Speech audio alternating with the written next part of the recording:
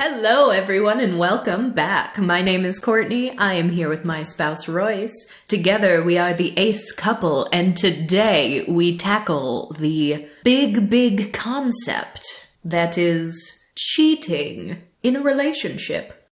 What exactly is it? Does anyone know? I've got a lot of ruminations on this, but no clear-cut answers, so I think it's going to be interesting in a discussion format. But this has been a concept we've just thought, like, general relationship things, we could talk about that at some point. But not too long ago, we found this survey about the state of dating right now, and we were just really shocked by what people in this particular survey considered cheating versus what they didn't consider cheating. To the point where we were curious about the wording or the preface to the survey itself, because some of the answers seemed odd. It was like more people thought that, like, liking someone else's selfie on Instagram or social media is cheating, but fewer people thought having sex with another person one time. Yeah, very strange, because in the most simplest, in the most reductive state, cheating is like having sex. Like that is what I feel like when I was in the dating scene growing up. Like, that was the shorthand definition of cheating, is you had sex with someone who is not your partner. But I also don't want to make it seem like sex just is the definition of cheating, because emotional cheating is a phrase that I think is weird, but I do think it is a thing, or can be a thing. Yeah, but to go back to, I guess, the socially expected definitions, if you were to talk about this in a slightly different context, and someone says that they had an ex that cheated on them, or mentioned a partner being unfaithful, or an instance of infidelity, if they don't go into more detail, the assumption was that their partner had sex with someone else. Right. And I think that's further corroborated by the fact that people use emotional as a modifier. Like, you don't just call it cheating, you call it emotional cheating. So I think that lends credit to the fact that large swaths of society think that sexual relationship is sort of the default definition of cheating. And of course, we're in this context talking about completely monogamous couples. But yeah, I think we should just have a conversation about cheating and all the possible definitions or possible nuances. And then to end things out today, I found I don't know if funny is the right word, found a fascinating article called "Adulterers on Ashley Madison Reveal What They Are Faithful To. 87% would cheat on their partner before taxes." You mean rather than cheating on their taxes? Yeah. Okay. This article is really funny, and this is why we're going to end it. Because, like, Ashley Madison, like, that is the cheating profile, right? Yeah, let me look at something real quick. I'm trying to remember how that website has been billed. I see the tagline, "Life is short, have an affair." Okay, yes, marketed to people who are married or are in relationships who are looking for affairs. Which is not the same as polyamory or people in open relationships. Like, these are people who know that their partner would not be happy to find out that they're doing this. On the whole, it seems. So yeah, let's start with just, I guess, our thoughts on what cheating is, because it is still baffling to me that more people think liking someone's selfie is cheating than having sex with someone once. That I'm just gonna have to live with the fact that I will never understand that kind of person who answers the survey that way. Yeah, I was about to say that without further proof, without another survey, I see that as a data integrity issue. Like, something about this survey was weird. It could be, unless we are just that weird. I mean, we're already very outside of the norm when we're talking about relationships. I feel like if you put those results in front of a number of randomly selected Allo people, they would also be scratching their heads. Okay. Allos, chime in the YouTube comments. So even though I think the baseline for having this conversation assumes a monogamous relationship, that doesn't mean that people in polyamorous relationships or otherwise open relationships can't also cheat. So that's a nuance that I think we'll come back to. But if we're using cheating in the sort of standard, widely held societal belief, it's already assuming that each relationship is monogamous. So that's problem number one. But branching off from that assumption, it is usually one partner has sex with someone outside of this relationship. Or in the situation of an emotional affair, maybe sex didn't happen, but maybe it was down the road, or everyone has a line somewhere, but the issue is everyone's going to have a different line because, like, is flirting emotional cheating to each individual person, and what constitutes flirting? I was about to say, I think we need to move back from sex, because I think it's more along the lines of, if we're talking about modern day American society as a generally accepted expectation, like this would be the majority opinion if you collected opinions from enough people. You have to step back from sex and try to find out what is a very commonly perceived intimate behavior or activity, because I think a lot of people would consider kissing cheating. Yeah, but also certainly not everyone. The word that keeps coming back in my mind is just betrayal. Like, to me, cheating, regardless of what each individual couple's lines and boundaries are, if there is a sense that one partner has betrayed the others and betrayed the agreement of the relationship, that is what cheating is. And everyone's going to have a different threshold for what feels like a betrayal. Yeah, I mean, cheating in a broader context is doing something that is against the rules. The problem is that people that start dating don't sign contracts. So what are the rules? What are the sort of unspoken aspects of relationships in our society that most people assume are going to be in place? Yeah, which is tough because a lot of people are going to assume that there are unspoken rules that everyone else is also subscribing to. And that can get very muddy very quickly. And so, like, I mean, here's kind of the funny thing, right? So the thesis has got to be communication. Like, have a conversation, agree to the rules, get on the same page, set expectations. But we've been married almost 10 years, and I don't think we actually had at any point a conversation about what is and is not cheating.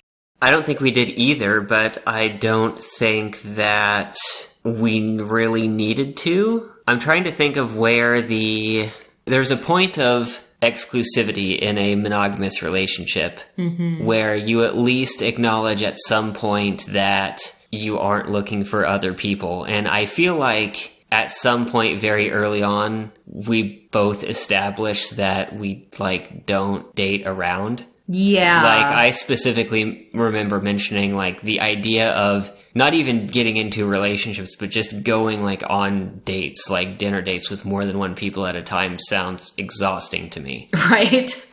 Yeah, and I mean, we also, both being asexual, we had established pretty clearly that we don't, like, actively seek sexual relationships with other people. So that was also kind of a very simple baseline that we were both on the same page about, at least.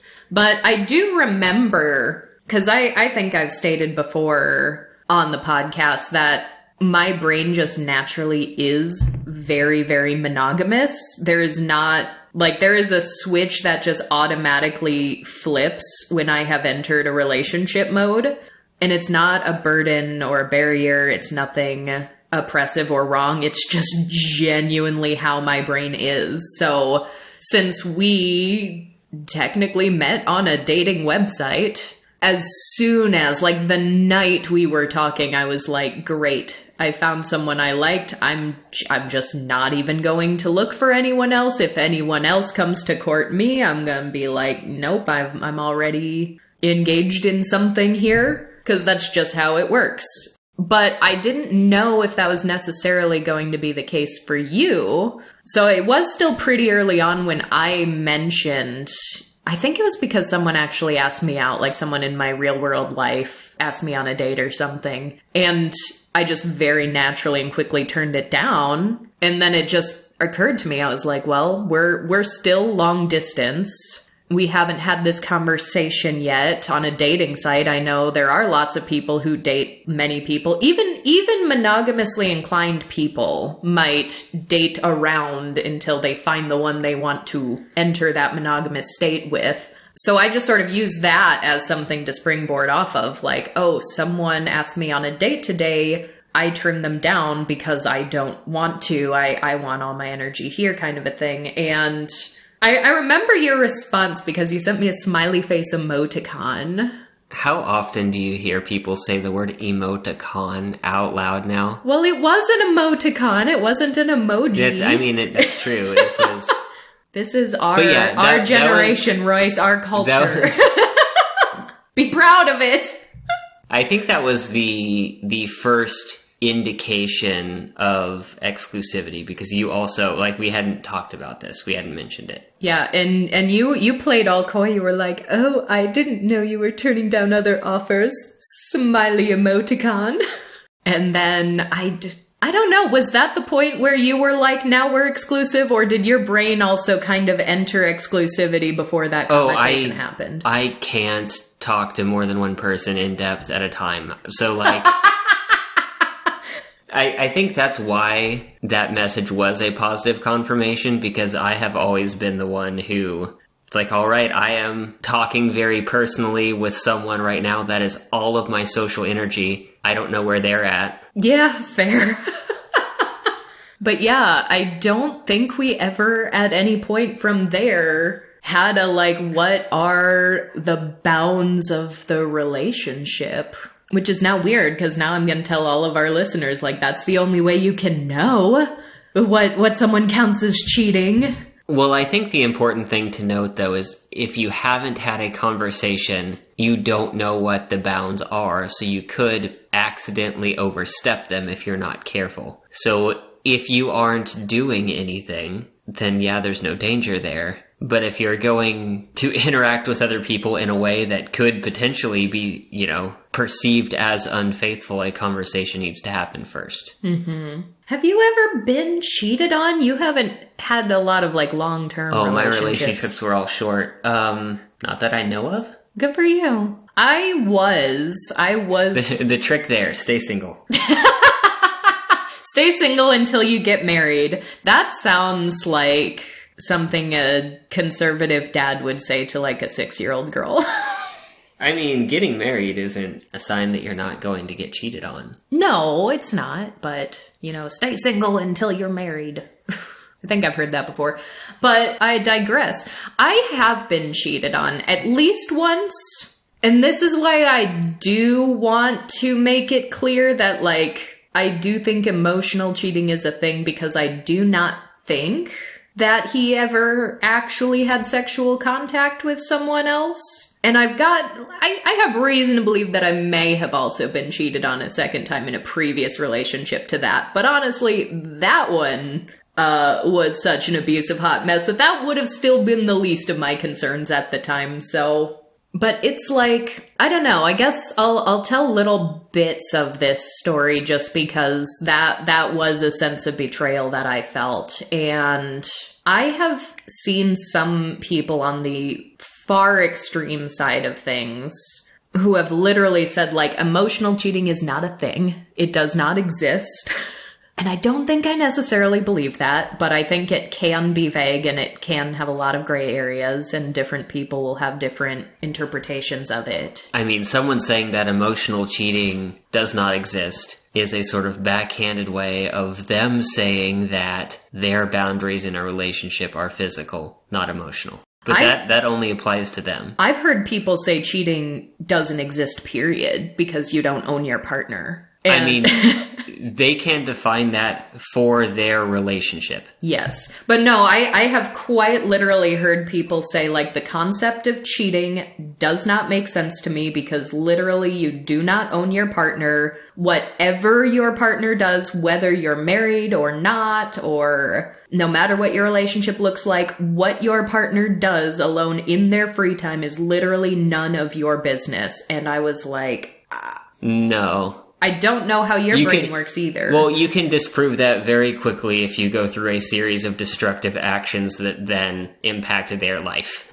Right. I mean, there is the issue of, like STIs, if we're talking sex, but if you're talking about financial decisions or shared property decisions, like you are engaging in a significant part of your life with another person, there's shared stuff there. It isn't entirely private anymore. So some of the things that you choose to do affect one another. Mm-hmm. And if you affect one another negatively enough, the relationship will get severed. Yeah. And so I have heard predominantly allosexual people who have, run the spectrum from super not only monogamous, but like very Christian fundamentalist version of what relationships look like, all the way to like so polyamorous and open that it's like there don't even need to be rules or established boundaries around how our relationships open because this is how I feel. And people on both far ends of the spectrum. And then some people that are like, oh, if you even like another girl's selfie on Instagram, that's cheating. Like, if you are too strict with what you consider cheating, or if you're too open to the point where you're not just saying this for my own relationship, but you're saying like other people are weird if you think cheating is a thing, which I have heard people make that argument. I'm scratching my head both ways. I really am. I guess that makes me a cheating moderate. But no, so my cheating story. I was living in my trailer house in South Dakota at the time. I had a boyfriend who had moved in with me. And like, this is my house. This is not a shared house. It is mine, but he is moving in with me. And at the time, I was the only one making money or contributing to the house at all. So I was not only completely financially supporting myself, I was completely financially supporting him. He was not working. He was not looking for work. He was very close to graduating and like dropped out of school like literally just a couple of months before graduating, which I could not figure out that decision to save my life. Because on one hand, it's like, yeah, I get it. School does suck. Yeah, I know. Maybe you aren't going to use this degree, but you're not failing and just grit your teeth for 2 months. That's it. And then you'll just have it. And then it got to a point where I was like, all right, well, if you're just going to be home all day, every day, well, I'm going to work. I was working at least 2 jobs for this entire relationship also. Then I was like, can you at least like do housework? Can you clean the house? And like, he didn't do that either. So like, I know in hindsight, in retrospect, how really horrible that relationship is. And I won't even get into the worst of it.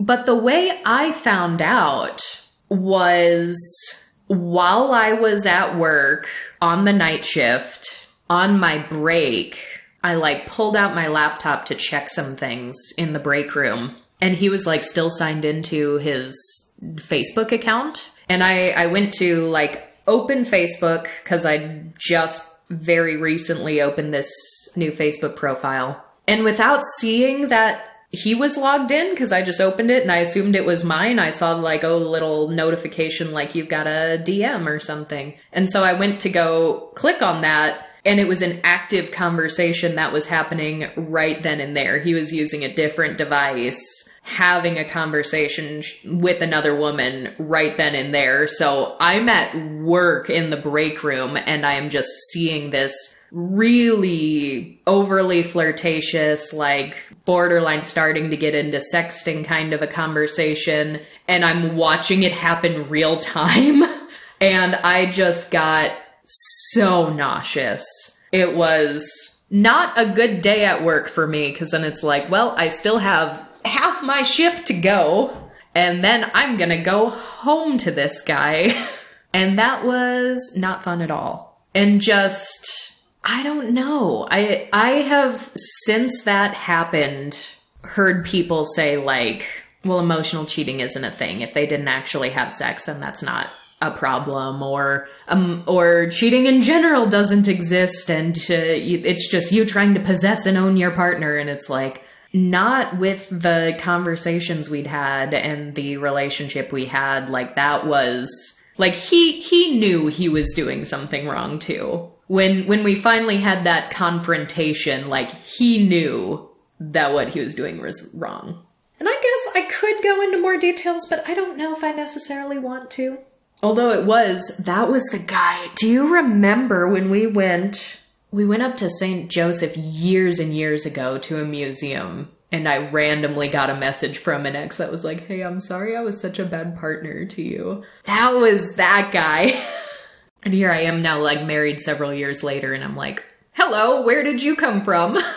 But he also didn't specify what being a bad partner meant. So he didn't apologize for anything specific. It wasn't like, sorry, I cheated on you. It wasn't like, sorry, I took advantage of you financially. Sorry, all of these also physically abusive things that happened. Like, there wasn't any specificity, just like, sorry, I was a bad partner.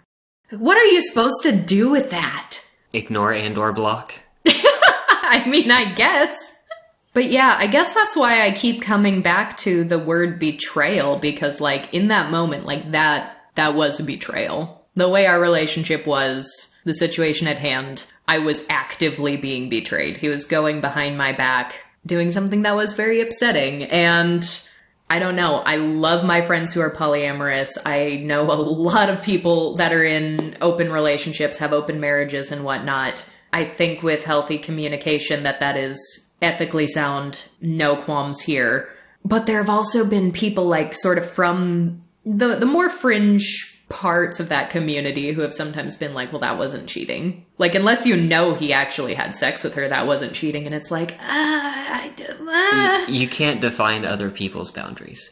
I think that's the thing with cheating, is that it is individual and there is gray area. And so I think having blanket advice or blanket statements of what is and is not cheating to apply to anyone other than yourself in your own relationship is inherently misguided. That's why I was trying to say earlier, are we trying to define what we perceive as the unspoken rules in modern day America? Because I have an idea of what that might be, but that's sort of, I think, if we're specifically talking about like mainstream straight cishet people getting into a relationship, what is the expectation that is going to be okay or not okay in their relationship? Mm-hmm. And I overspecified that because queer culture is different. Yeah, yes. I mean, there is always that. But then there's the very gross, like, hetero-allo notion of, like, I've known so many straight men who have been like, it's only cheating if my girlfriend sleeps with another guy. But if she wants to sleep with another girl, then that's hot. I've heard people say that. I've heard people say that who have probably not experienced that. I actually remember one conversation many years ago where I was just hanging out with some friends, and it was pretty late in the night, drinks were happening, and someone was staying over who was like a friend of one of the people I was roommates with. And she was bi and had some experience, definitely with like threesomes, but possibly also with more open relationships. And a guy said something to that extent, and she stopped him and said like, whatever you're imagining, that's not how it's going down. If you're dating someone and you're trying to do something new, you're having a threesome for your first time, maybe this is the first time she is having sex with a woman, like, there's a good chance you're going to feel like the third wheel in that situation, and you don't know if you're going to like that feeling. That's fair. Well, the thing is, too, about that, and that's where I feel like some couples or individuals will place more emphasis on physical cheating over emotional cheating because they admit that it doesn't always go hand in hand, which also baffles me because some of those same people you try to explain the split attraction model to and say, oh, I only experience romantic attraction but not sexual attraction, or vice versa. I only experience sexual attraction and not romantic. And then they'll be like, that's not a thing. And yet I have heard it go both ways where someone's like, oh, well, my husband cheated on me with someone, and they're like weirdly okay with it because they're like, it was just sex. He doesn't actually have any feelings for her. It was just sex.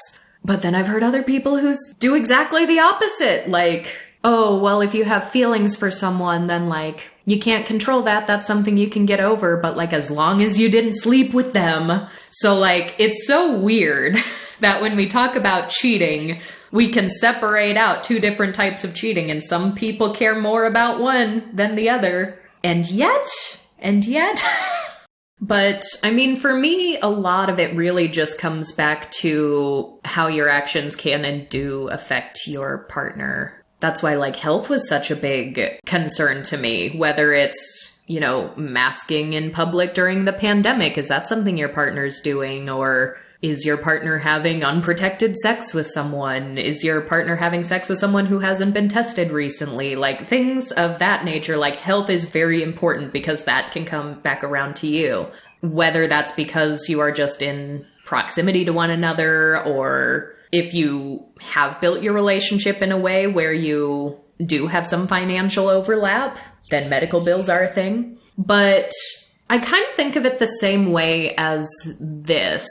And I wouldn't call this cheating because I think that would be too much of a departure from what colloquial usage of that word is. But I don't think I would like do something really just dangerous to my own physical body without running it by you first at this point in our lives. Like, so here's one example. And I'm not saying that skydiving is actually very dangerous because I've read statistics on how often or how little skydiving accidents can occur. But right before we met, I had a friend who was a skydiving instructor. And I was actively like trying to make plans and schedule to do my first dive with him. And when I was not in a relationship like this and my health and my activities really only affect me, I could have done that at any time, and I would have. But then I did meet you, and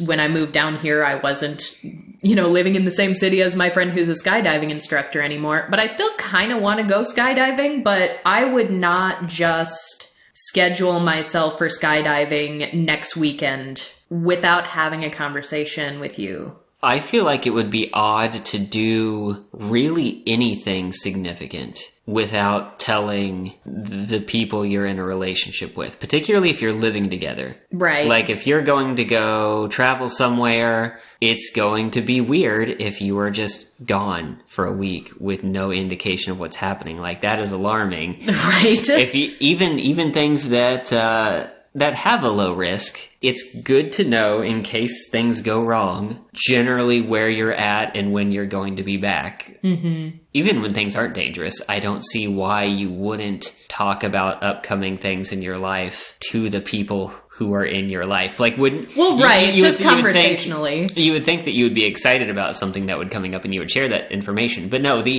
going into a major surgery, hey, there's a small fraction of a percentage chance that I might die during this surgery. It's probably not going to happen, but just so you know, I'm having surgery on Friday. Right. That is how I think about it. Because, you and I, we spend so much time together. We spend 24/7 together practically. We both work from home. We spend a tremendous amount of our free time together.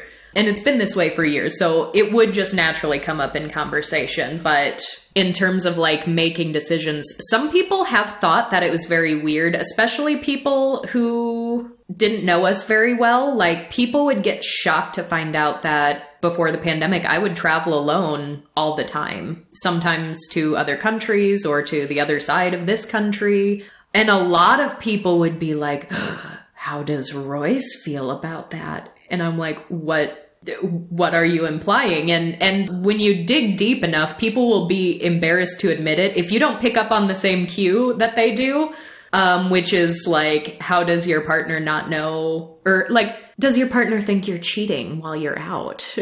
And if you press them and it's like, why would Royce be concerned that I'm traveling alone? They'll probably stutter around for a bit, but eventually they'll be like, well, does Royce ever get concerned that you're cheating? No. No, Royce does not get concerned that I am cheating while I'm traveling alone. So it's, kind of those extremes. Like, I would not go on a big trip without talking to you about it first, but I also think it's weird that people would imply that you'd have an issue with me traveling alone. I would assume those same people would also not be able to figure out how couples that live in two different houses or have separate living situations function. Because what are they getting up to with all that privacy? Privacy is an interesting one too, because I'm going to split attraction privacy here. Hold on, I'm workshopping this, so work with me. This is just right off the top of the head. I was going to say that we don't have a lot of privacy because we are just in our relationship, not naturally very private. Like, we have always both had like full access to each other's phones. Like, we both have our phones acknowledge all of our fingerprints. Like, we don't have anything locked that we can't really get into, and that's never been a concern of ours. I might be like running an errand and you have an app on your phone that's handy for that, so you'll just be like, here, take my phone. And I'll be like, great, I'll leave mine with you. Like, what is logically the most helpful device for me to have right now? And we share everything about our lives, past and present, with one another. But it just occurred to me that the only thing that I do value is certain aspects of like physical bodily privacy that some other married couples might think is weird. Like, there will be couples that'll be like, oh yeah, I will pee in front of my spouse while they're brushing their teeth. And I'm like, absolutely not. Yeah, I think you're a little weird there. No, absolutely not. You treat bathrooms like they're a separate demi-plane.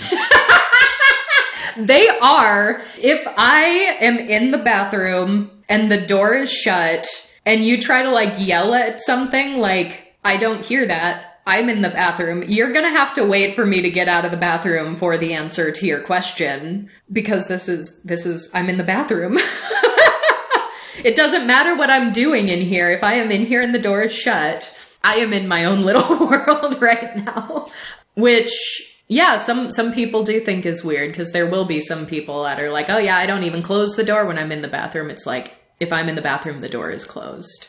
And like, I guess like there have been some situations where like maybe I'm taking a bath and reading or something, and you're gonna like make me a cup of tea or make me a little cocktail or something, and it's like, I know Royce is going to come in to give me this thing while I'm in the bath, so it's like the door isn't like shut and locked, but this has been pre-established. Like, I didn't just come in here on my own and shut and lock the door, so there's still sort of a setting of expectations. Like, this isn't you called it a demi-plane. This isn't demi-plane time.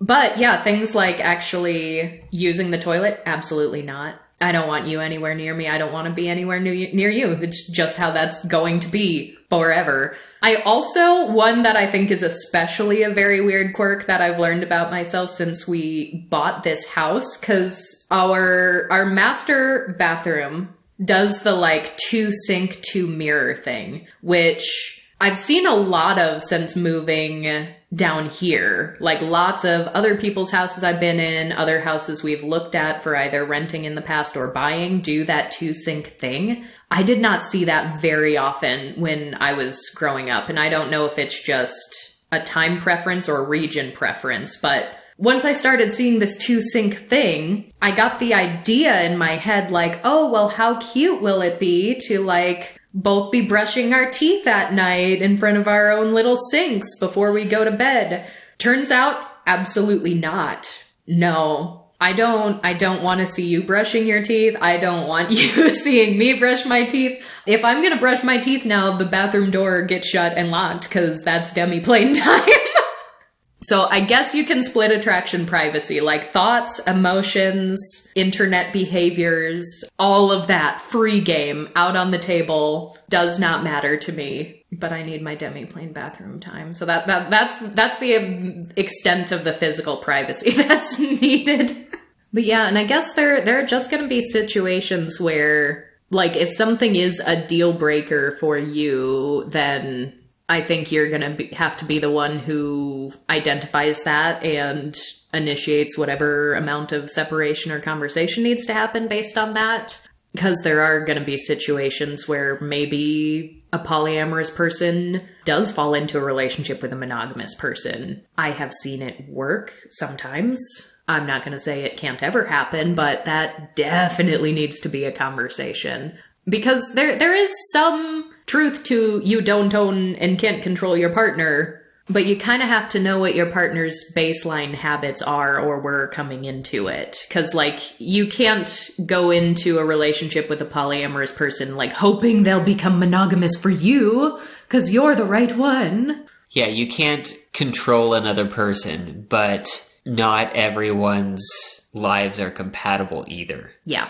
And yeah, going into it, I think that if you're trying to avoid harm, you have to assume the strictest interpretation of the rules until you talk about what is acceptable and what isn't, because that's the only way to not cross the boundary line. Do you think that? I think that's really interesting because I've thought this myself while hearing other people talk about the concept of cheating. That's the only way that you won't unintentionally hurt someone.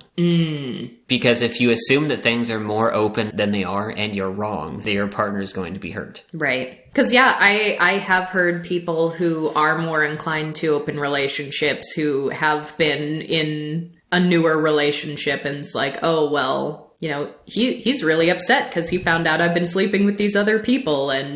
But then also sort of turn it back on that person and be like, but we never said we were exclusive. Sounds like they don't actually care about their partner's feelings that much. Part of me, when you first said that, part of my question was, should we actually default to the quote norm when we are part of so many communities that are pushing back against the norm? However, the people I know who have had, you know, long-term sustainable polyamorous relationships, the people who are very passionate about ethical non-monogamy, those folks are, in my immediate vicinity of people, very communicative, very forward with, this is who I am, this is how I do my relationships, this is what's important to me, this is what I'm looking for. And then they also ask any new prospective partner, like, a person can't consent to something that they don't know is happening. So, like, this is a part of affirmed consent. Because, yeah, even thinking about something like less extreme than skydiving. Here's actually a really good example. Because of my physical disabilities, you have expressed before that you don't want me up on, like, a really tall ladder, like, around the house. Oh, yeah, ladders are surprisingly dangerous. Well, that's true. But there is a weird thing that has happened where you have a fear of heights and I do not. And back when I was a little more able-bodied than I am now, I did have a brief stint, like, painting houses for, like, Habitat for Humanity. So I was literally, like, up on big, like, 2-story ladders painting houses at one point. So when there was just, like, a little thing on the side of our house and you were like, that's too high for me, I'm not getting up there, I was like, oh, well, I will. And you were like, I don't want you on a ladder. Yeah, so the ground around there was a bit uneven. It was probably 15 feet in the air. And if one of your joints went out, you could have died. Well, yeah. That's the reality of the situation. If you look up most dangerous professions... they involve ladders. Yeah, like the professions where the highest percentage of workers are seriously injured or die, there are things where you're up high on ladders, on roofs, that sort of situation. Particularly when there's no sort of, like, harness or guardrail involved. Right. And, like, if I was living in this exact same house completely alone and not married, I probably would have waited for like a really good pain day, one where I wasn't very dizzy, and I probably would have grabbed a ladder and done it myself. But since it is a concern to you, I'm going to respect that because my, I guess, ability to get up on a ladder to fix a really quick thing on the side of the house is not more important than you being like a nervous wreck while I'm up on the ladder. Like, I don't want to cause you that emotional distress while it's happening. And I'm sure depending on how you explain that situation, who you explain it to, people who don't know the dynamic of our relationship, I'm sure there's someone out there who will take the interpretation of like, oh, your spouse won't even let you get up on a ladder. That's so controlling. It's like, no, you're not controlling me. You expressed this will really bother and upset me. I am concerned for your physical safety, and I respected that. It also wasn't something necessary for you to do. Correct. Like, the conversation right after that was, oh, apparently we have multiple issues with our siding around our house in a few different places. We need to get an inspection and a quote and get a crew out. Let's hire a professional. We did have a a little problem where a woodpecker literally pecked a hole in the side of our house, and then some invasive starlings moved in and made a little nest. So now we were like, dang it, now there's baby birds there. So we can't get a crew out yet to fix it because they're going to kill the baby birds, and that's only legal to do because it's an invasive species. They aren't a native species. So let the babies grow up, let them move out. And then we got to fix this massive hole. But when it was just a tiny hole, I was like, oh, I can get up there with some. And you were like, no, absolutely not. You know, we all have our boundaries. For Royce, it's me not getting up on a ladder. For me, it's not watching each other brush our teeth. Oh, I thought you were going to say something about the pandemic, but I guess toothbrushing works. So, let's get into these Ashley Madison people, though. Because I don't pretend to know how the brain of, I guess this article calls them adulterers, works. People who willingly, intentionally cheat, knowing that it's cheating. But I have to assume or hope that whatever it is that they're getting out of this, like, there's probably gotta be a more respectful way of getting it. Like, I don't know, is there some level of kink play that you can get this without actually betraying someone? Role play or something? I don't know. But I do think it's funny that the subtext of this article is, study shows adulterers can be loyal in other aspects of life, which, framing alone, are there, quote, adulterers out there that are, like, really fighting to be seen as loyal people? Like, I swear I'm loyal in other ways. I'm just not loyal to my partner. All right, the shocking study found that 87% of members would rather cheat on their partner than cheat on their taxes.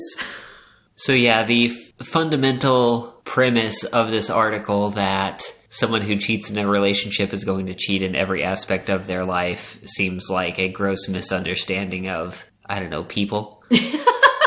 People. But, I mean, right there, what are the implications of cheating on a partner versus cheating on your taxes? Well, if you got caught committing tax fraud, there are severe financial penalties and maybe jail time if it's significant enough. I don't know if the average American person cheating on their taxes, when it maybe amounts to a few $1,000s, is really that big of a deal, but I don't know what the laws are there. Well, you know, if your partner catches you cheating on them and you're married, yeah, and they can prove to the divorce lawyer, to the judge, that you were cheating on them, right, then divorce settlements are probably going to go in your favor, or in their favor. In their favor, which would be more expensive. I guess the other way to look at this is people don't get the same kind of rush from cheating on their taxes.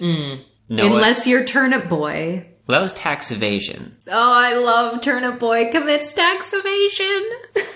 But a full 90% of adulterers surveyed said they would rather cheat on their partner than on a job application or a test. Okay. I was trying to rationalize that. I think a lot of this is just going to boil down to is people don't find these alternatives exciting, so why would they cheat on them? Yeah, but some of them also get like, this might actually be a financial disadvantage for not shopping around. Yeah. Because now we have 89% of members would rather cheat on their partner than on their real estate agent. That's a weird one. Or their banking institution.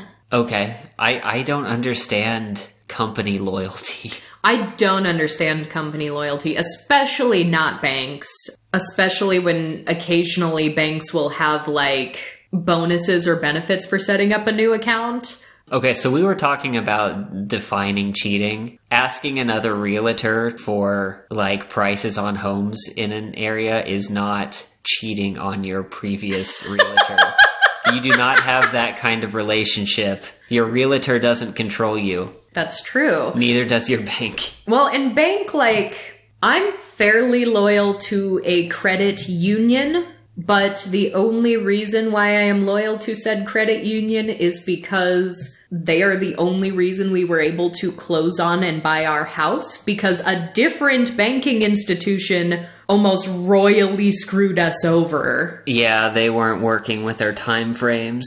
We were like, hey, we need this amount for a down payment on this date. And they were like, yeah, we can't cut that check in time. Yeah. It's like, what are you talking about? You can't cut that check in time. A great way to piss people off is to not give them their own money. Yes.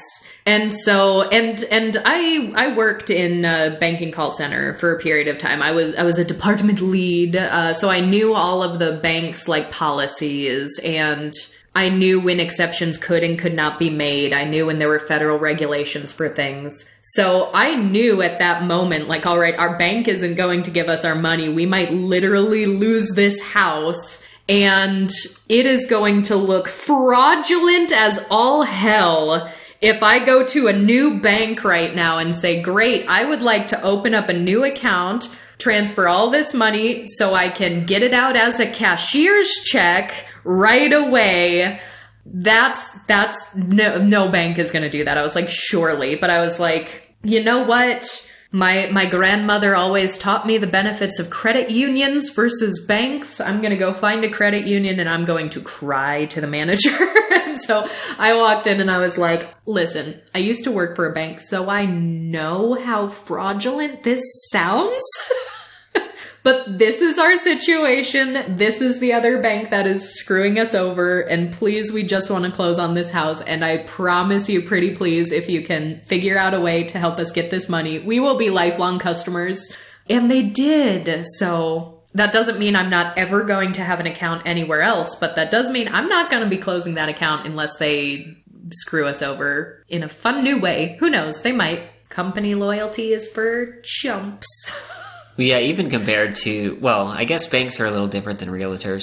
There's a certain amount of work you have to go through to transfer finances and set things back up. And the benefit to doing that has to be more than the effort it's going to take. Yeah, this one's really going to tick you off. 83% would rather cheat on their partner than their phone provider.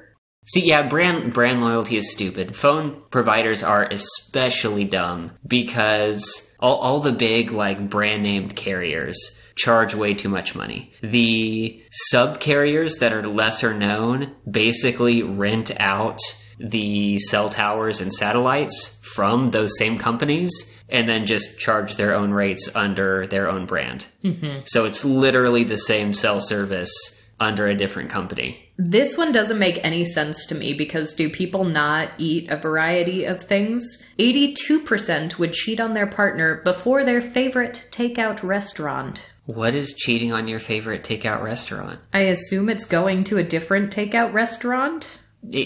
Parameters, though, because they're not eating the same thing literally all the time. Is it like not going there? Or maybe it's like brand rivalries. Like someone who like a Burger King McDonald's thing or something like that. That would make sense because I've heard people get into those debates like Burger King versus McDonald's. Or like your household pizza chain. I think that would make more sense. Or like, just like a restaurant version of like Coke versus Pepsi. Brand of toothpaste. Oh my gosh. That is a callback that Royce just remembered to my childhood. Wow, is this why I'm so weird about brushing my teeth in front of people? Did we just uncover the hidden drama? I was staying with my... So it's not about brushing teeth at all, it's about revealing what toothpaste you're using? Nobody can ever know. I was sleeping over at my, like, godparents' house. I had this godmother. Godparents had 2 daughters, twins, about the same age as me, so we were best of friends, of course. And my godsisters and I just went to brush our teeth before bed. Oddly enough, that was the first time I had ever seen the double sink situation, was when they were deemed like old enough that they can get a new bedroom like in the basement, like further away from the parents. And they like remodeled the bathroom there and gave them the 2 sink situation. And so that was the first time I ever saw that. Oh my gosh, we have figured it out, folks. This is a big revelation. So silly. So I had like my little Crest toothpaste and my little toothbrush, and we went to brush our teeth before bed, and they just like saw what flavor of toothpaste I had, and it was different than the flavor they had. And they were like, oh, can we try your toothpaste? And I was like, sure, why not? So we like swapped toothpaste. They tried mine and I tried theirs. And their dad came down and was like surprisingly angry about this. He grabbed the 2 tubes of toothpaste and he's like, look here, girls. Our toothpaste says Colgate. And then he holds up mine and is like, this says Crest. And he was so angry that they used Crest toothpaste because they were supposed to use their Colgate toothpaste. And it was one of the most terrifying things that had happened in my life up until that point. And it was in front of 2 sinks. And now I can't brush my teeth with my spouse in the morning and at night. We found the source of the drama. Royce, I can't believe you just whipped that out. There are some here that I still don't understand the cheating part, but I at least understand like this is a very personalized service that can be hard to find the right person for you. But 90% would find a new sexual partner before finding a new personal trainer. And 82% said they'd cheat on their partner before letting someone new cut their hair.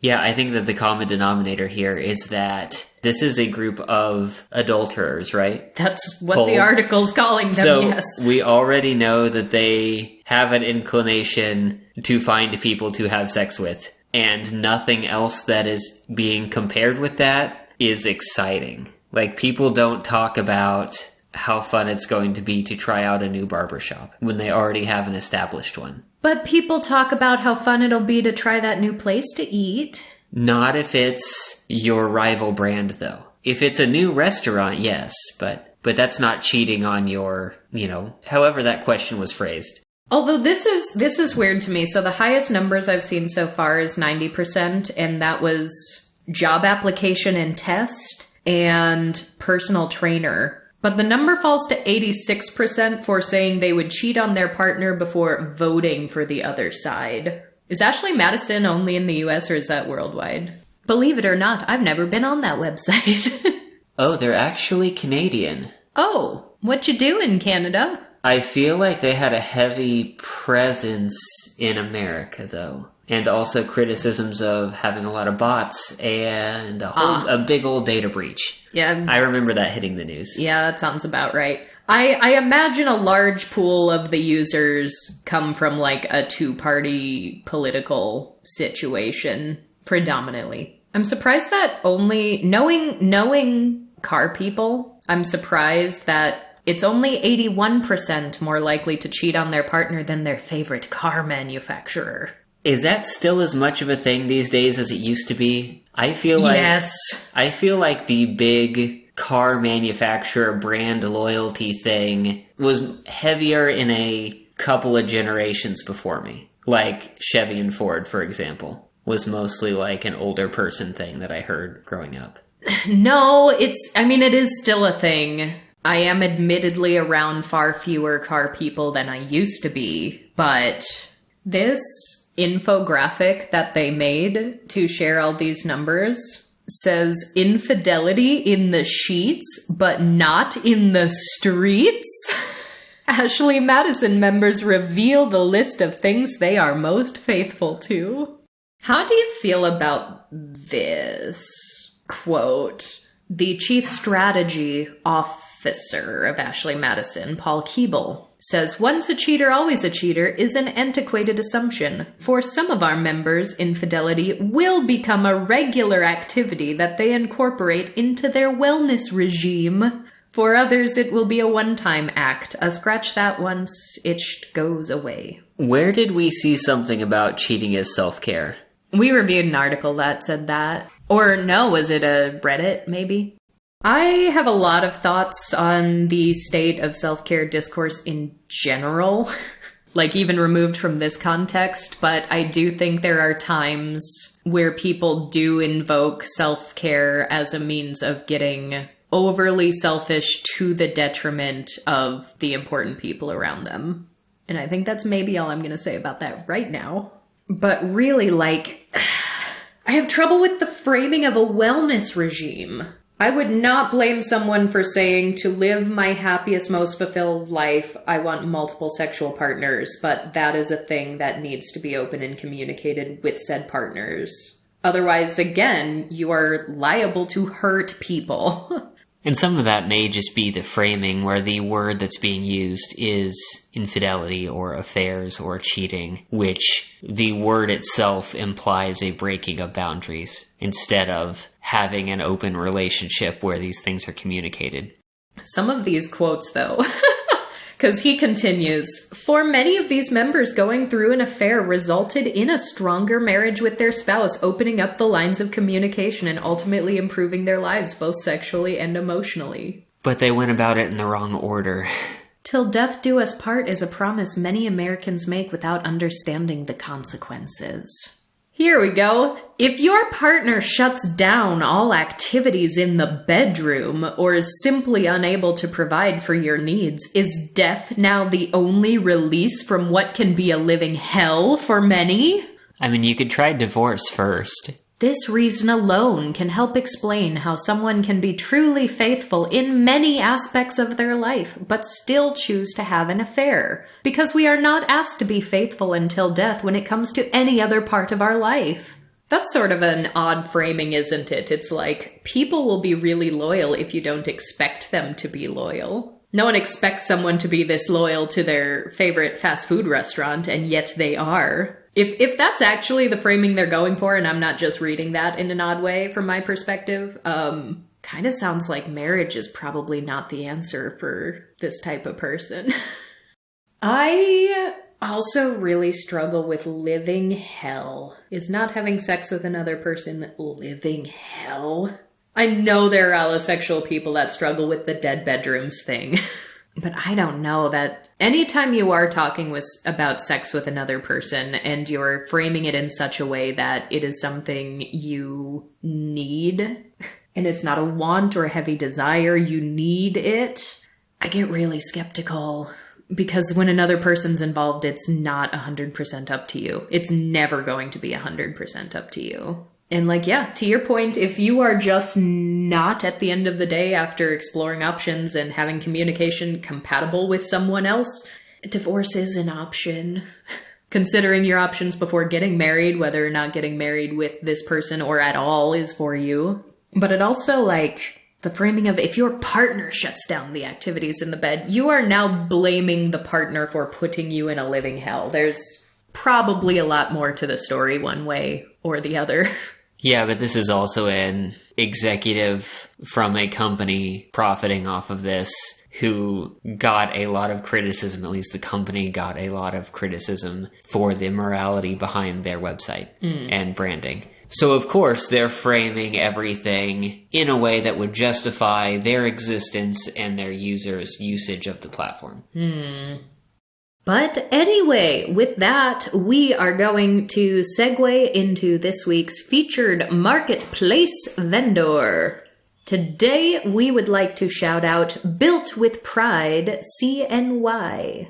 This shop is asexual-owned, disabled, neurodivergent, trans, and non-binary owned. There are so many cute little Pride-themed accessories made with Lego bricks. I know we've got some Lego fans out there. Last year, roughly around Pride Month, we ordered a Pride pin from them. You can get these very cute little, well, I mean, they're Legos. You know what Legos look like, but they're put together for the different Pride flags. So we got an asexual Pride flag, but they have all kinds of other options. Aromantic, aroace, genderqueer, bisexual, polyamorous, trans, you name it. You can also get keychains, earrings, or hair clips.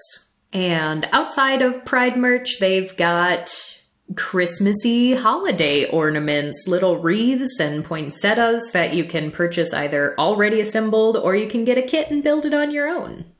As always, links to find our featured marketplace vendor of the week are down in the show notes. That's all we have for today, so thank you all so much for being here with us, and we will see you all next time.